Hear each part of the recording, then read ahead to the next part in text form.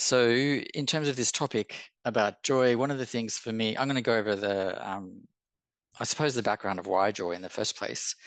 But just before I do that, I kind of feel that it's important to recognize that one of the obstacles to the benefits of Dharma, and what are the benefits to Dharma? We know what these are: calm, relaxation, joy, a fuller awareness. We have better physical health, better mental health. There are so many sort of benefits above, like aside from, the big one, awakening, enlightenment.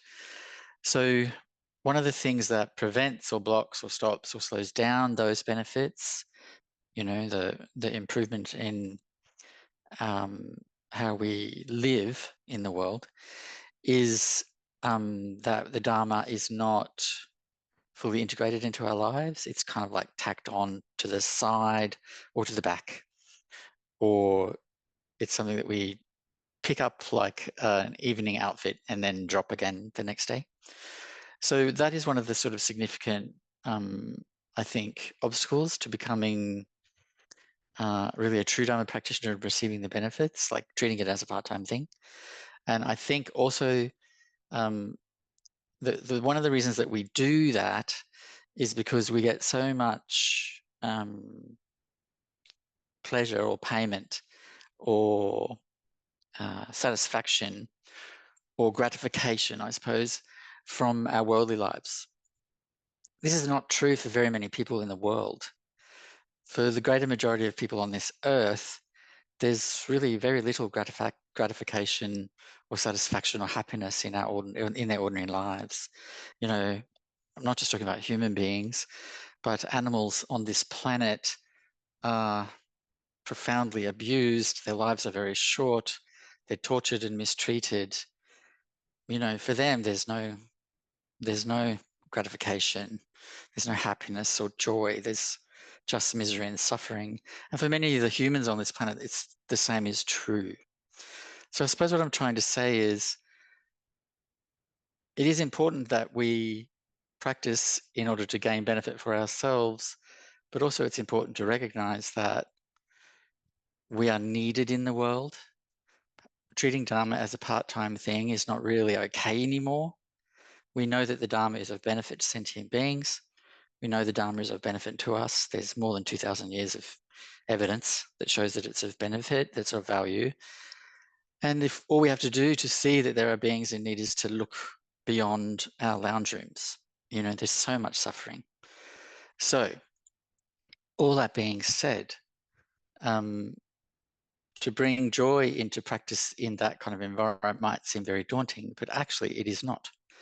So the first thing that we need to sort of ask ourselves, I suppose, when talking about joy is, given the need that the world has, that sentient beings are suffering on a very over this world, we don't need to talk about hell realms. Just look around. An animal in a slaughterhouse is in a hell realm. There's nothing more terrifying and awful than that. So we just have to look around and understand this is why we need to step up. This is why we need to be practitioners. Now, having said that,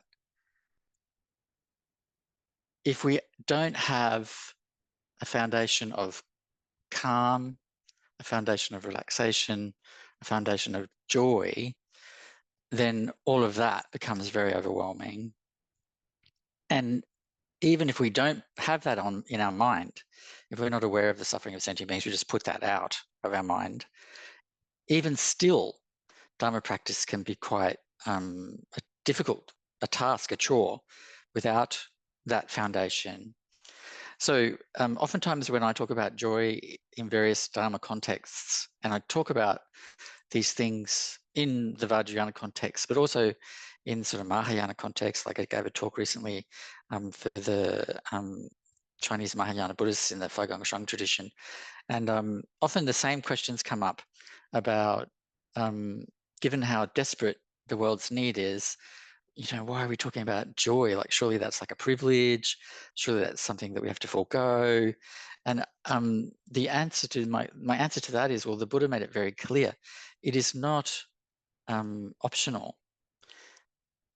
Relaxation, calm, our own well-being, and joy are fundamental. They're absolutely fundamental. So the question I've asked all my life is, well, I came of age during the HIV/AIDS pandemic as a queer person, and that was not fun. I lost a lot of people, and also the media and the government was so hostile towards queer people.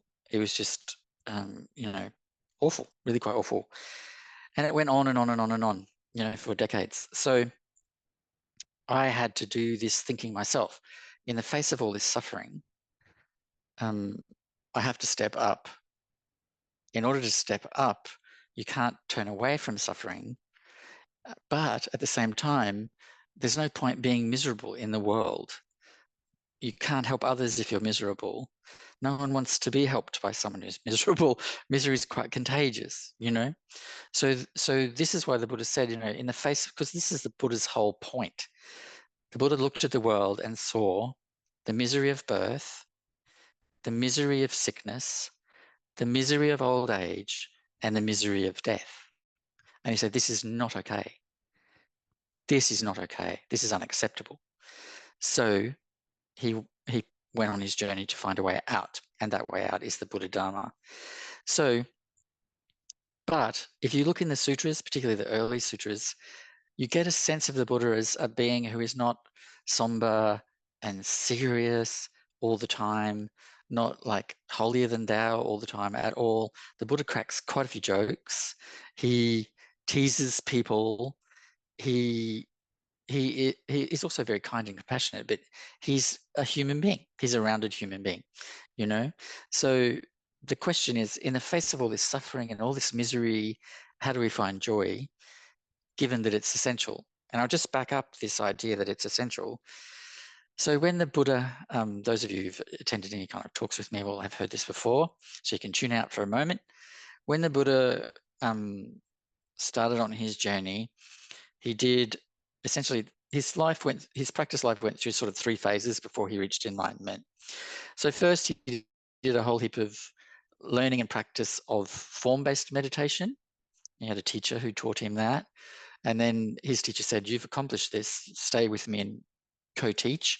And he went, no, because this actually doesn't lead to a cessation of suffering. So then he went and he learned with another teacher formless meditation. And then his teacher said, you've accomplished this, stay with me and teach. And he was like, well, no, actually, because this does not lead to cessation of suffering. I have had no moments in which suffering was not present.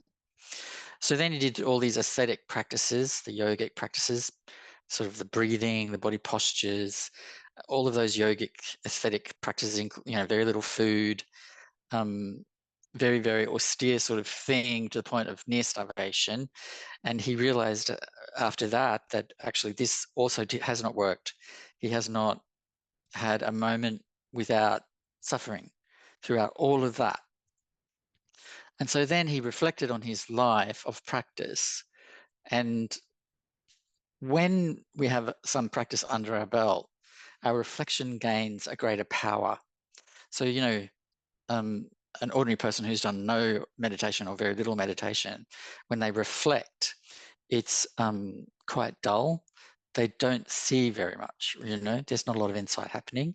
But someone like the Buddha, who's done many, many, many, many, many years of practice, when someone like that reflects, they can really see clearly what has happened and what has worked and what has not worked. And so he realized when he did his reflection over his life of practice that the only time that he was actually in a state free of suffering was when he was a child, before he left the palace. And so he remembered that he was left alone one day, and he went out into the orchard and sat under an apple blossom tree and was just so delighted by the shade of the tree, the cool breeze, the beauty of the tree, the apple blossoms, and being alone and in quiet, that he naturally slipped into, through joy, he naturally slipped into the first jhana, or the first kind of advanced meditative state. He just naturally slipped into that state. And in his reflection, he said, that's the way to awakening. So he identified himself that joy in nature and solitude was the way to awakening. So he established that himself, which is why he never, of all of the things about Hinduism that he challenged and discarded, including the Hindu model of karma, the Hindu model of rebirth, the Hindu model of multiple deities, all this stuff, he discarded all that.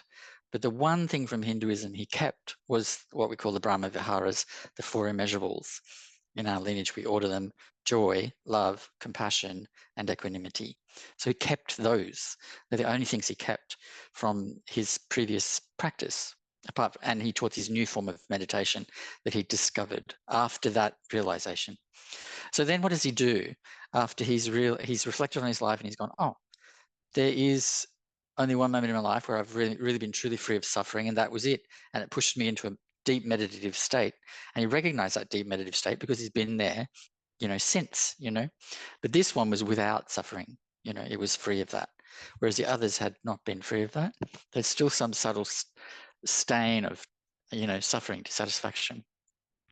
So what did he do after he had that realization? He went to do exactly what he had done as a child.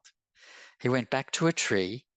He sat under the Bodhi tree in solitude, alone, in nature, and just sat there and meditated, So he replicated exactly what he had experienced before, in solitude, in nature, under a tree. He was very precise. And he did it. And he sat there for a period of time, and he awoke, So he himself recognized joy of solitude and nature is the way, And so then when he starts to teach, he teaches a path that is infused with solitude and quiet, and also like nature. They call it going forth into homelessness, but it's actually going out into nature. It's about being in nature. So, and then when he was sort of codifying everything for his growing Sangha, he listed what are called the 7 factors of awakening.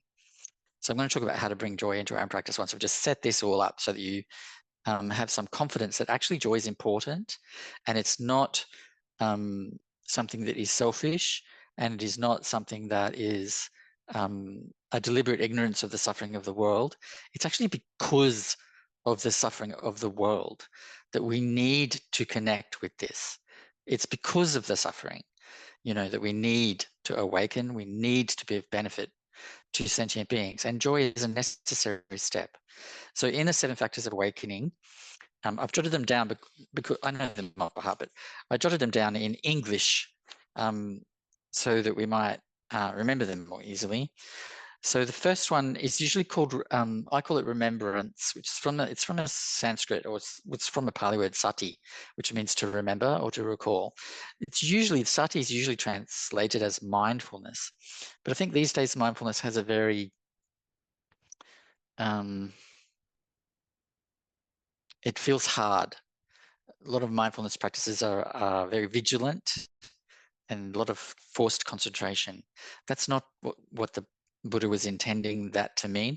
Remembrance is about remembering to be aware of reality, simply remembering to be aware of one's own state of awareness, that one has a natural awareness, but also to remember the teachings of the Dharma about reality.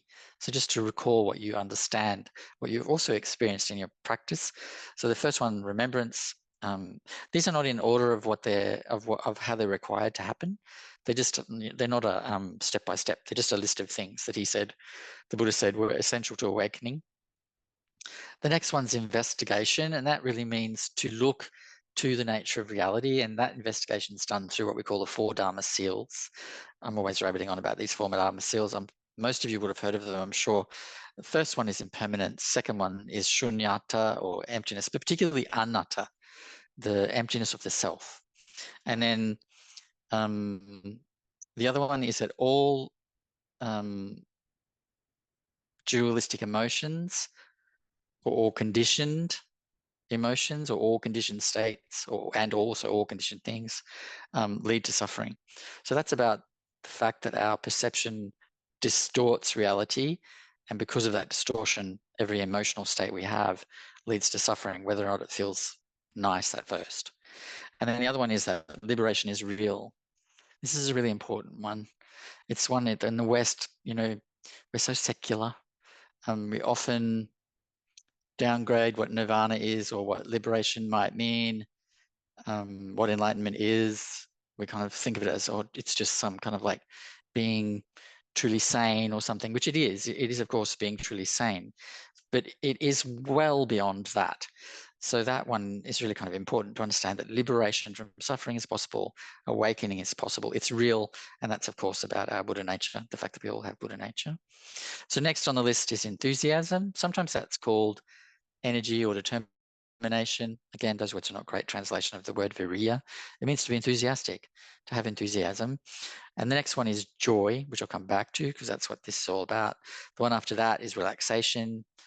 And Sanskrit, in Pali, it's passaddhi, which just means to be at ease, to be relaxed. It doesn't mean anything spiritual.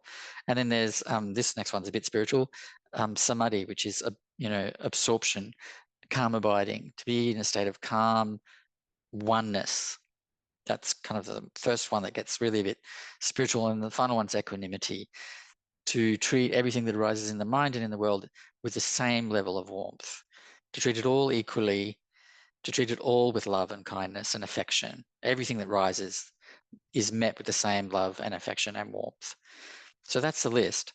Now you'll note on that list of things required for awakening, purification is not there, right? It's not there.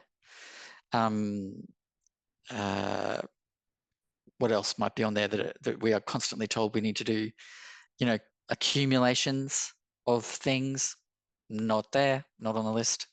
If you're in the Tibetan tradition, you just think like these things, Nondro, 3 roots, all these things, not there. The things that are there are all things that are actually inherent to our nature. And so at the first level of understanding of this, these are qualities that we need to cultivate.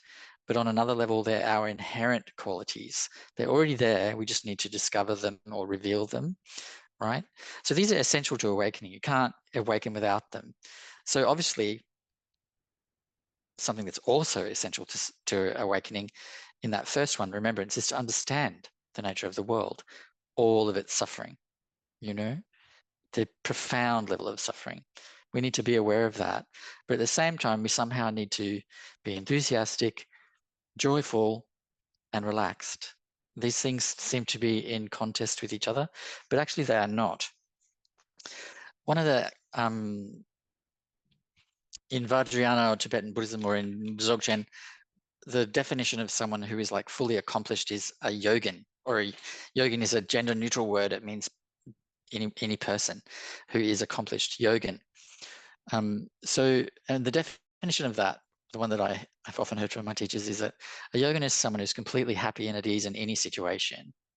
And the example often given to me was the example of Tibetans who were in internment camps after the Chinese invasion and occupation of Tibet.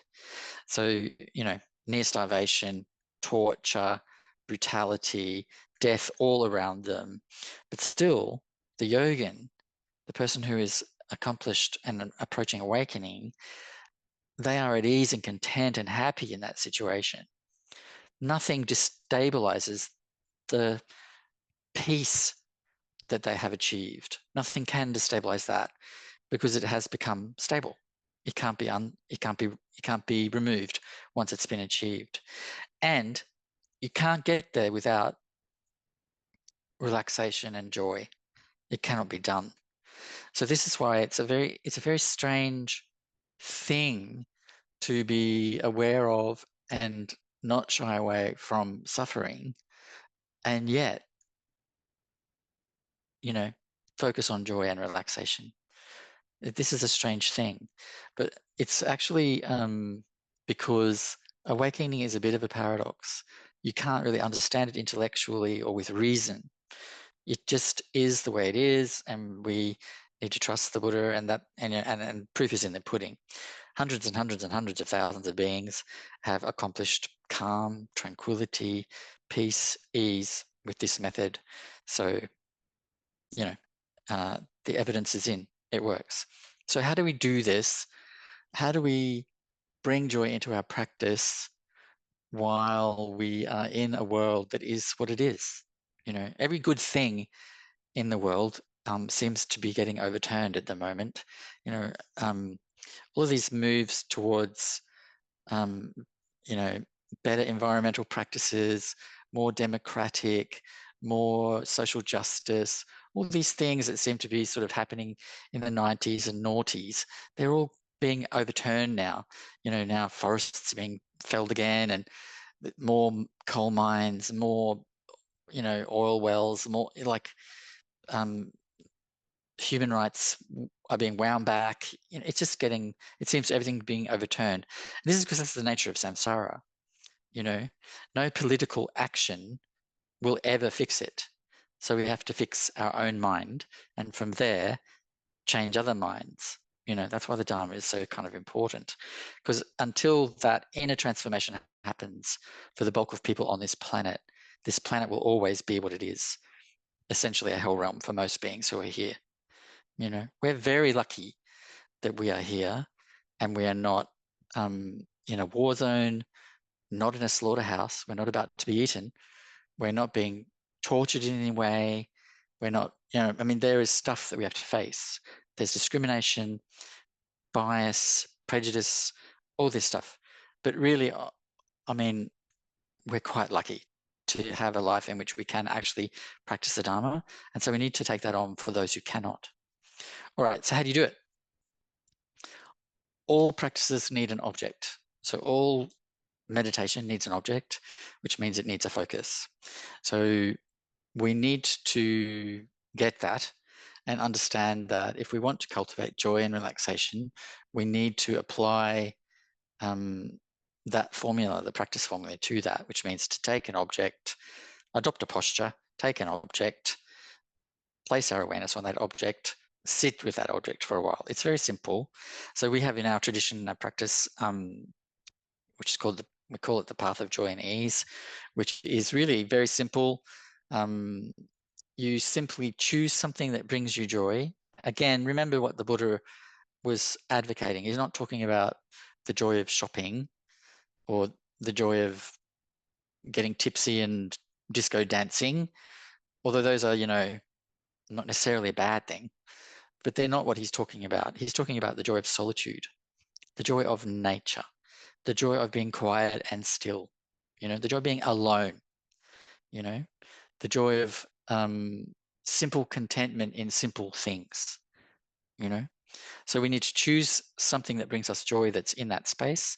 So going to look at the water, sitting in a park, sitting on our balcony and looking at the sky. And the traditional practice for this process in our lineage is sky gazing, so looking at the sky and simply relaxing and just being open and allowing joy to rise naturally.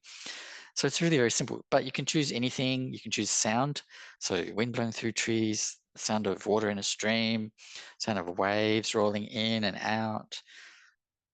It can be, you can use a tactile thing, so you can, on your skin, the sun on your skin, shade on your skin, breeze on your skin, whatever it is, it doesn't matter. Whatever brings you a sort of subtle, gentle joy, you choose that as your object.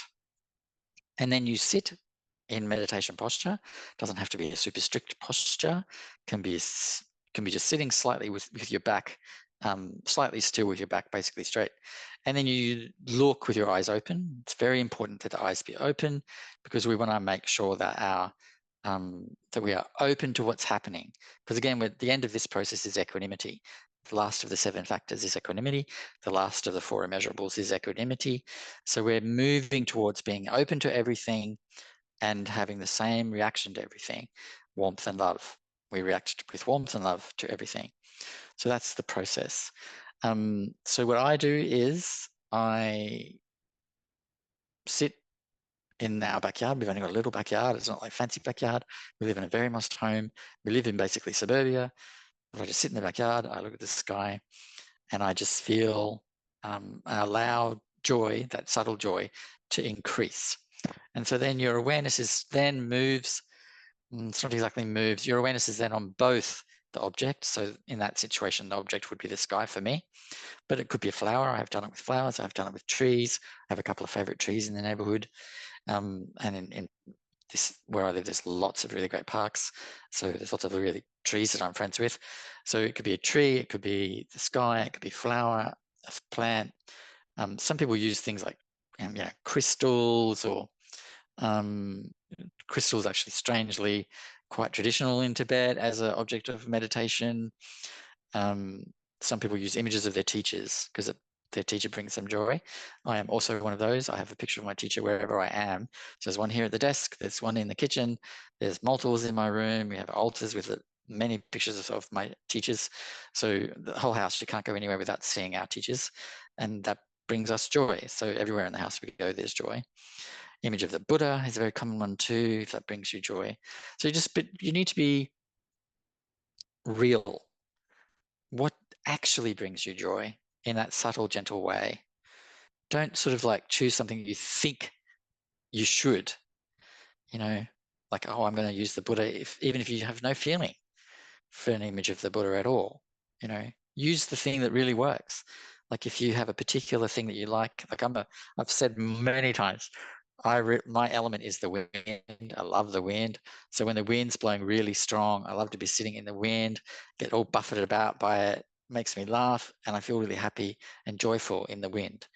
Other people, it might be like rain or the sun or the shade, or it could be anything. It really can be anything.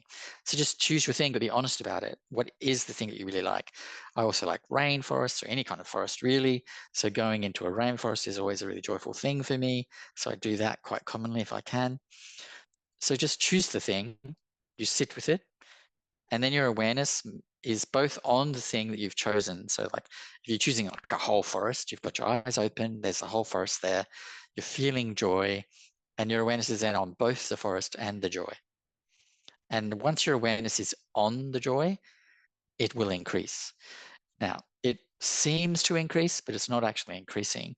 What's happening is the dualistic mind is getting out of the way, and your innate joy is revealed, and it will get stronger and stronger and stronger. And you just sit with it and just let it be what it is. And then after about 10 minutes of that, or 20 minutes of that, or however long you've got, you then go into shamata. So shamata is the foundation of all Dharma practice, all Buddhist practice. Everyone, there's no exceptions, needs to practice shamata. There's lots of people who think it's too basic for them, too simple for them. They're above it. They're doing more advanced things. Those people are wrong. Shamatha is the foundation of all Dharma practice. We all need to do it. We all need to continue doing it until we're awake. Buddha said this. No one supersedes what the Buddha said. I don't care what titles they have, how fancy a teacher they are. No one supersedes the Buddha, and the Buddha said shamatha is everything. You need to practice shamatha. And the Buddha made very clear that in terms of meditation or the practice of the Dharma, there's these three things, what we call the three baskets, There's ethical conduct. So that's where our activism goes. That's where our, living in ways that don't harm others goes. And then there is meditation. And in that basket, there's a number of sutras in the early tradition.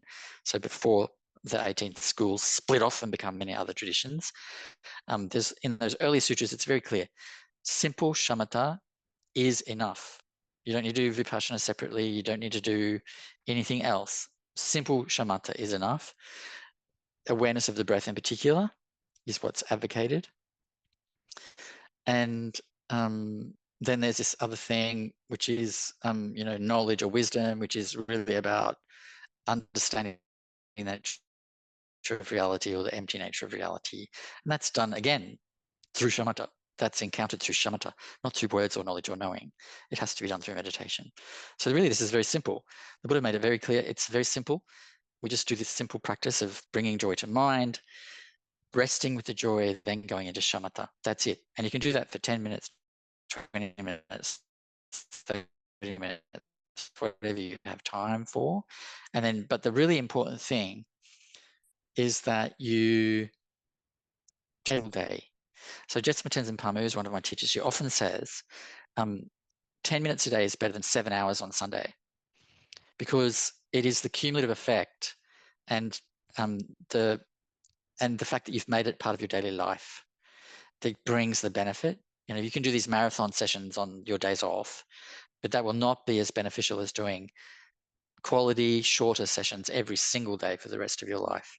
You know, this is the other thing. Once you've done this practice, we've chosen a joy object and you are joyful, and then you go into sit and shamatha, the two things feed each other. So the joy feeds the meditation, joy calms the mind, joy quietens the mind. So your shamatha meditation will be deeper.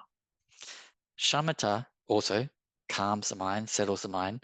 So you'll be more able to experience the joy, be with the joy, because there'll be less in the way.